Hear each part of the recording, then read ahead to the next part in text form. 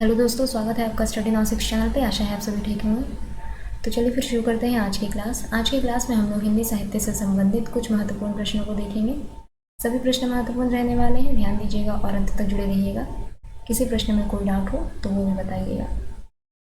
इसके अलावा फ़िलहाल के लिए मैं लाइव क्लास नहीं लेकर आ पाऊँगी किसी कारणवश, तो रिकॉर्डेड क्लास ही दे रही हूँ, ठीक है। तो चलिए फिर देखते हैं पहला प्रश्न। पहला प्रश्न है, जूठन किस विधा की रचना है? जूठन किस विधा की रचना है? तो जूठन एक आत्मकथा विधा की रचना है। जूठन आत्मकथा विधा की रचना है। किन की आत्मकथा है? जूठन किन की आत्मकथा है? तो ओम प्रकाश वाल्मीकि की आत्मकथा है यह जूठन। ओम प्रकाश वाल्मीकि की आत्मकथा है। इसके अलावा यह एक दलित आत्मकथा है। जूठन एक दलित आत्मकथा है। अगला प्रश्न देखेंगे।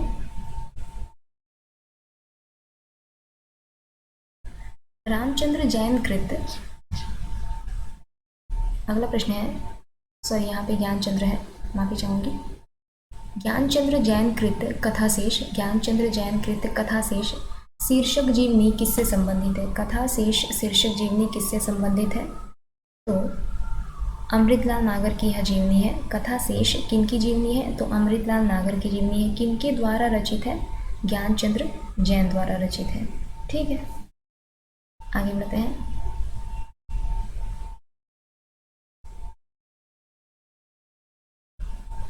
अगला प्रश्न है, विधा की दृष्टि से कौन सी रचना अन्य तीन से भिन्न है?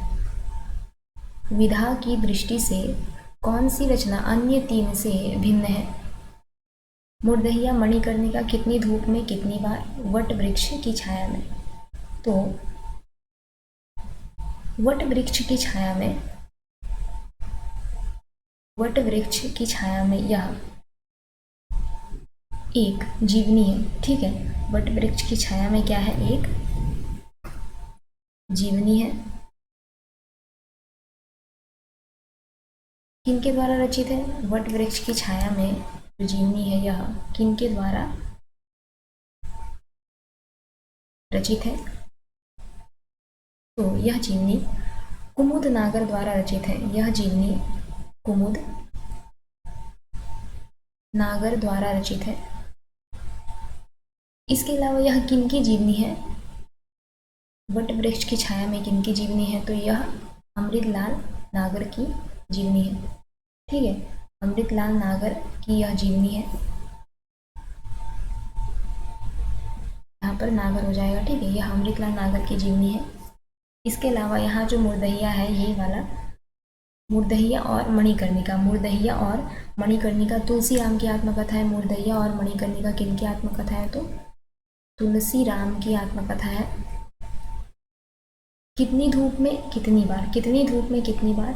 महीप सिंह की आत्मकथा है। कितनी धूप में कितनी बार? महीप सिंह की आत्मकथा है, ठीक है। अगला प्रश्न देखते हैं।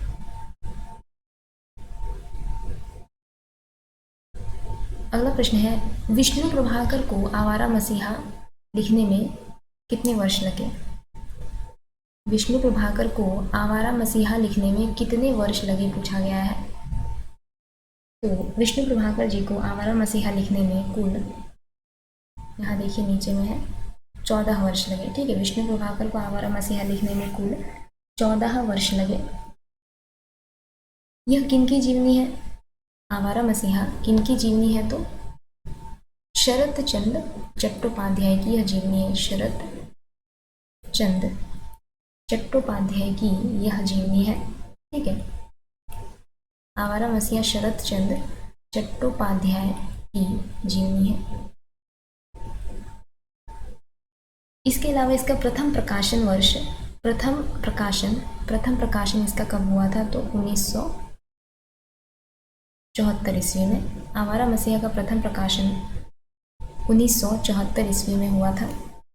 अगला प्रश्न देखते हैं।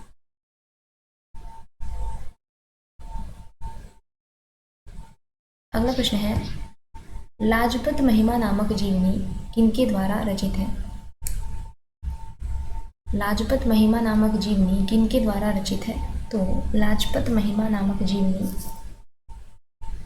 महादेव भट्ट के द्वारा रचित है। लाजपत महिमा नामक जीवनी महादेव भट्ट के द्वारा रचित है। इसके अलावा यह जो जीवनी है यह किनकी जीवनी है? तो लाला लाजपत राय की यह जीवनी है।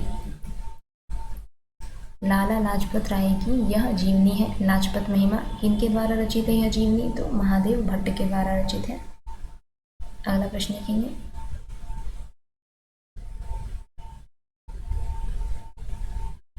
अगला प्रश्न है निराला के दुर्लभ पत्रों का संकलन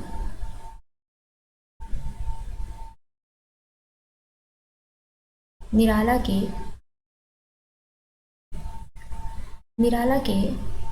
दुर्लभ पत्रों का संकलन डॉक्टर रामविलास शर्मा ने निराला की साहित्य साधना के किस खंड में किया है? ठीक है, निराला के दुर्लभ पत्रों का संकलन डॉक्टर रामविलास शर्मा ने निराला की साहित्य साधना के किस खंड में किया है?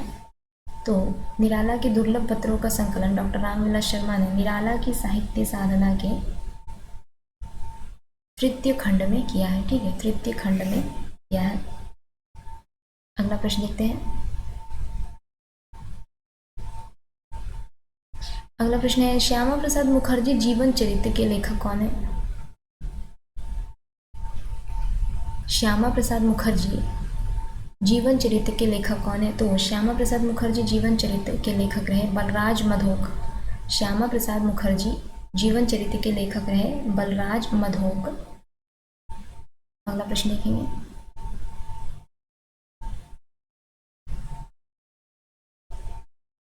अगला प्रश्न है निम्न में से कौन सी एक आत्मकथा नहीं है? इनमें से कौन सी एक आत्मकथा नहीं है? इनमें से कौन सी एक आत्मकथा नहीं है? तो अग्नि सेतु कोई आत्मकथा नहीं है। अग्नि सेतु कोई आत्मकथा नहीं है, बल्कि यह विष्णुचंद्र शर्मा, ठीक है, विष्णुचंद्र शर्मा द्वारा रचित एक जीवनी विधा की रचना है।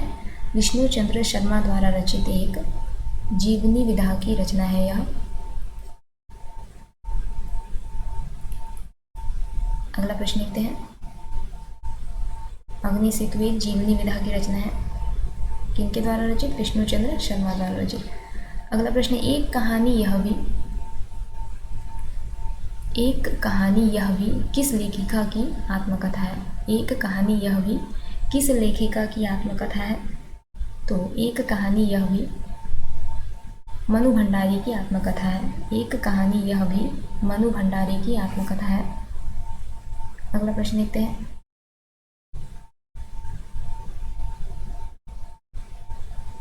अगला प्रश्न है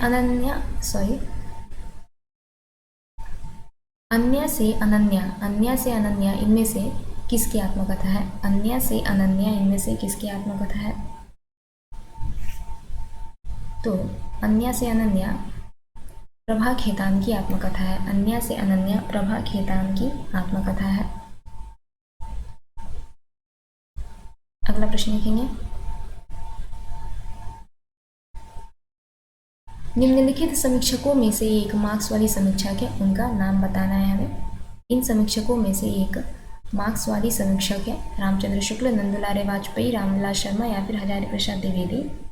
तो रामविलास शर्मा जी एक मार्क्सवादी समीक्षक है। रामविलास शर्मा जी एक मार्क्सवादी समीक्षक है। इनके द्वारा रचित कुछ आलोचनात्मक कृतियाँ रही। इनके द्वारा रचित कुछ महत्वपूर्ण आलोचनात्मक कृतियाँ रही, जैसे साहित्य और संस्कृति, जैसे साहित्य और संस्कृति,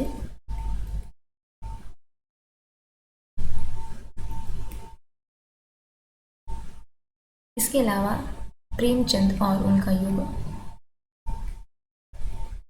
प्रेमचंद और उनका युग,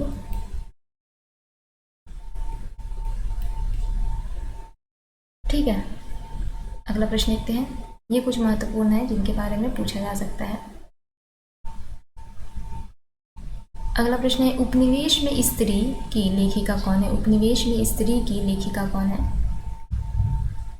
उपनिवेश में स्त्री की लेखिका कौन है? तो उपनिवेश में स्त्री की लेखिका है प्रभा खेतान। उपनिवेश में स्त्री की लेखिका है प्रभा खेतान और यह एक आलोचनात्मक कृति है, आलोचना विधा की रचना है यह। ठीक है, यह एक आलोचना विधा की रचना है। किनकी है? तो प्रभा खेतान की है।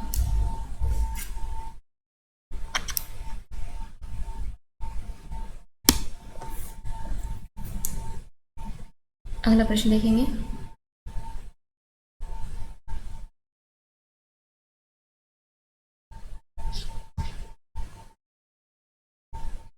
अगला प्रश्न है, महिला रचनाकार की कृतियाँ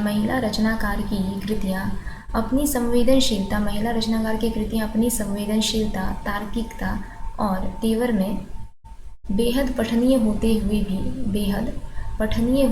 भी आलोचना के ठंडेपन की शिकार है।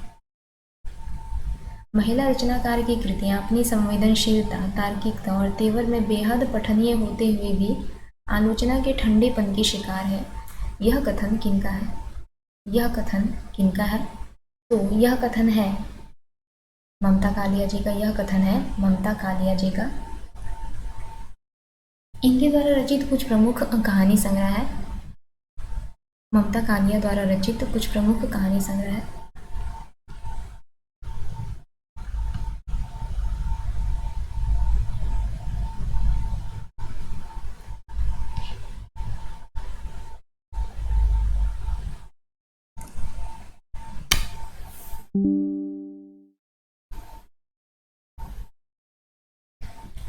तो ममता कालिया द्वारा रचित कुछ प्रमुख कहानी संग्रह हो गए, जैसे छुटकारा।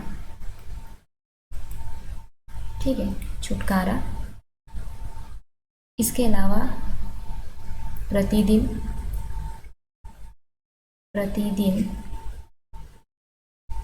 मुखौटा,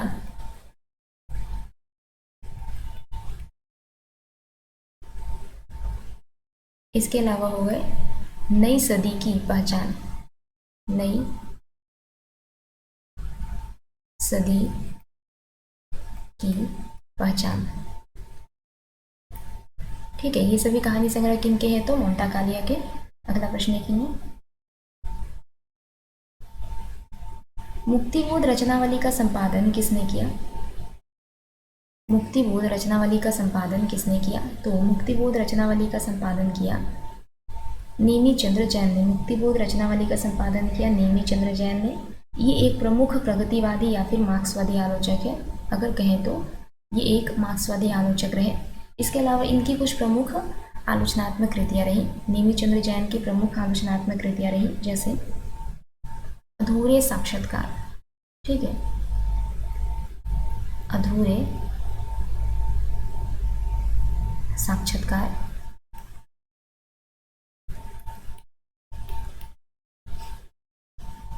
इसके अलावा रंग दर्शन। इसके अलावा भारतीय नाट्य परंपरा, भारतीय नाट्य परंपरा। ठीक है, ये कुछ प्रमुख आलोचनात्मक कृतियाँ रही। किनके द्वारा रचित? तो नेमी चंद्र जैन के द्वारा रचित। अगला प्रश्न देखेंगे। किस रचनाकार को गहन अनुभूति और तीव्र इंद्रिय बोध का कवि कहा जाता है? किस रचनाकार को गहन अनुभूति और तीव्र इंद्रिय बोध का कवि कहा जाता है? तो मुक्तिबोध को गहन अनुभूति एवं तीव्र इंद्रिय बोध का कवि कहा जाता है। मुक्तिबोध को, गजानन माधव मुक्तिबोध को गहन अनुभूति एवं तीव्र इंद्रिय बोध का कवि कहा जाता है। अगला प्रश्न देखते हैं। प्रेमचंद को कबीर के बाद हिंदी का सबसे बड़ा व्यंग्यकार किसने माना है? प्रेमचंद को कबीर के बाद हिंदी का सबसे बड़ा व्यंग्यकार किसने माना है? रामविलास शर्मा ने। प्रेमचंद को कबीर के बाद हिंदी का सबसे बड़ा व्यंग्यकार रामविलास शर्मा ने माना है। रामविलास शर्मा की कुछ प्रमुख आलोचनात्मक कृतियां रही जिनके बारे में पूछा जा सकता है। ठीक है, जैसे प्रेमचंद और उनका युग।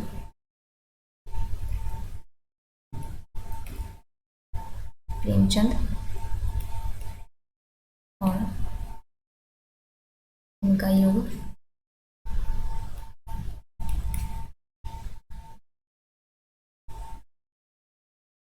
दूसरा भारतेंदु युग। भारतेंदु युग।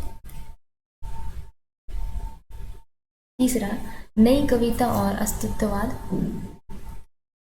नई कविता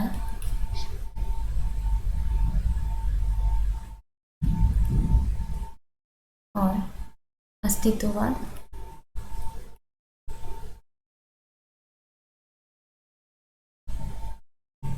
अस्तित्ववाद। ठीक है, इसके अलावा मार्क्सवाद और प्रगतिशील साहित्य। मार्क्सवाद और प्रगतिशील साहित्य।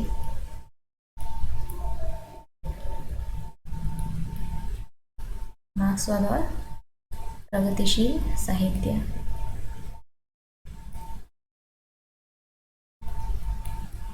ठीक है, आगे देखते हैं।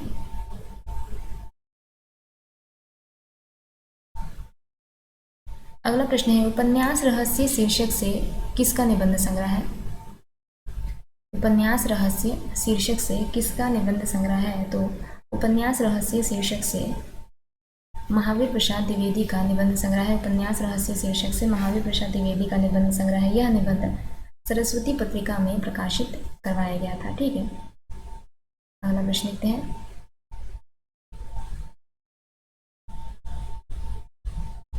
अगला प्रश्न है, नाखून क्यों बढ़ते हैं निबंध? नाखून क्यों बढ़ते हैं निबंध हजारी प्रसाद द्विवेदी के किस निबंध संग्रह में है? नाखून क्यों बढ़ते हैं निबंध हजारी प्रसाद द्विवेदी जी के किस निबंध संग्रह में है? तो कल्पता नामक निबंध संग्रह में है नाखून क्यों बढ़ते हैं। इसके अलावा हजारी प्रसाद द्विवेदी जी ने निबंध को व्यक्ति की स्वाधीन चिंता की उपज कहा है। पूछा जा सकता है कि किसने निबंध को व्यक्ति की स्वाधीन चिंता की उपज कहा है? तो हजारी प्रसाद द्विवेदी जी ने निबंध को व्यक्ति की स्वाधीन चिंता की उपज कहा है। ठीक है, व्यक्ति की स्वाधीन चिंता की उपज कहा है हजारी प्रसाद द्विवेदी जी ने।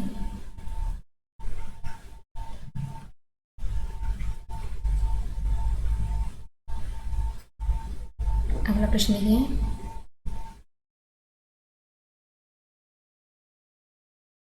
निम्न में से कौन सी एक रचना रामचंद्र शुक्ल की नहीं है? इनमें से कौन सी एक रचना रामचंद्र शुक्ल की नहीं है? तो हिंदी साहित्य और हिंदी भाषा रामचंद्र शुक्ल की रचना नहीं है। इसके अलावा यह श्याम सुंदर दास द्वारा रचित है। हिंदी साहित्य और हिंदी भाषा किनकी रचना है? तो श्याम सुंदर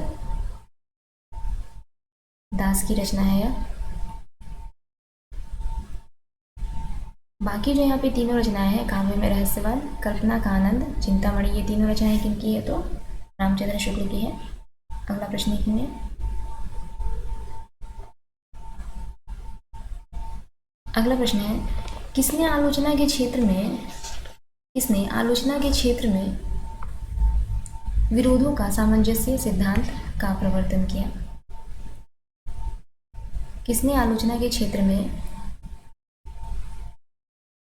विरोधों का सामंजस्य सिद्धांत का प्रवर्तन किया? विरोधों का सामंजस्य सिद्धांत का प्रवर्तन किया? तो आचार्य शुक्ल ने आलोचना के क्षेत्र में विरोधों का सामंजस्य सिद्धांत का प्रवर्तन किया। अगला प्रश्न लिखेंगे, निम्न में से कौन सा निबंध गुलेरी जी का नहीं है? इनमें से कौन सा निबंध गुलेरी जी का नहीं है? तो अनुप्रास का अन्वेषण गुलेरी जी का निबंध नहीं है, बल्कि यह द्विवेदी युगीन निबंधकार जगन्नाथ प्रसाद चतुर्वेदी जी का है। ठीक है। अनुप्रास का अन्वेषण किनका निबंध है? तो द्विवेदी युगीन निबंधकार जगन्नाथ प्रसाद चतुर्वेदी जी का है। किस युग के निबंधकार रहे ये? तो द्विवेदी युग के निबंधकार रहे। ठीक है, द्विवेदी युग के निबंधकार रहे। अगला प्रश्न देखेंगे।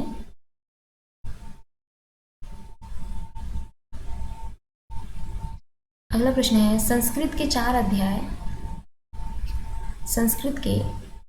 अध्याय के अनुसार अकबर के राज्यारोहण तक सरकारी हिसाब किस भाषा में रखा जाता था?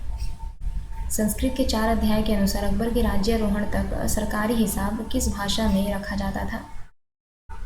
हिंदी भाषा में। संस्कृत के 4 अध्याय के अनुसार अकबर के राज्यारोहण तक सरकारी हिसाब हिंदी भाषा में रखा जाता था। इसके अलावा संस्कृत के 4 अध्याय को रामधारी सिंह दिनकर ने 4 भागों में लिखा है। संस्कृत के 4 अध्याय को रामधारी सिंह दिनकर ने कितने भागों में लिखा है? तो 4 भागों में लिखा है। इसी रचना पर संस्कृत के 4 अध्याय पर दिनकर जी को सन 1959 ईस्वी में संस्कृत के 4 अध्याय पर साहित्य अकादमी पुरस्कार भी प्रदान किया गया। ठीक है, साहित्य अकादमी पुरस्कार भी प्रदान किया गया इन्हें। अगला प्रश्न देखेंगे।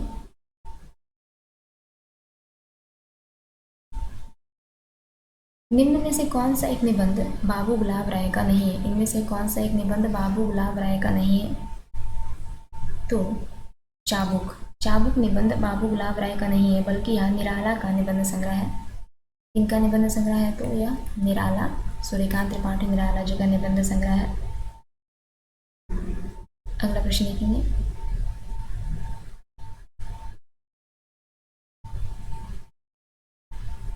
निम्न निबंध संग्रहों में से कौन सा संग्रह धर्मवीर भारती द्वारा लिखा गया नहीं है? निम्न निबंध संग्रहों में से कौन सा निबंध संग्रह धर्मवीर भारती का नहीं है? तो खरगोश के सिंह धर्मवीर भारती का निबंध संग्रह नहीं है, बल्कि यह प्रभाकर माचवे, ठीक है, प्रभाकर माचवे का व्यंग्यात्मक निबंध है। यह प्रभाकर माचवे का व्यंग्यात्मक निबंध है। ठीक है, व्यंग्यात्मक निबंध या किनका? तो प्रभाकर माचवे का।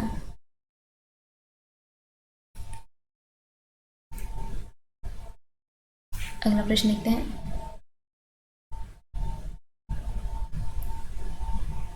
लंका की एक रात के निबंधकार कौन है?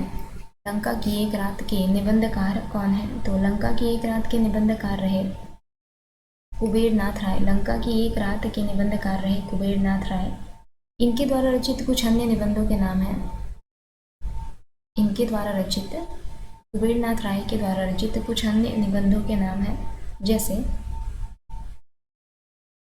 प्रिया नीलकंठी,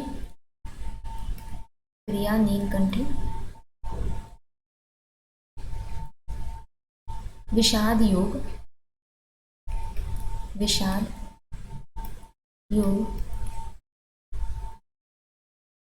वाणी का क्षीर सागर,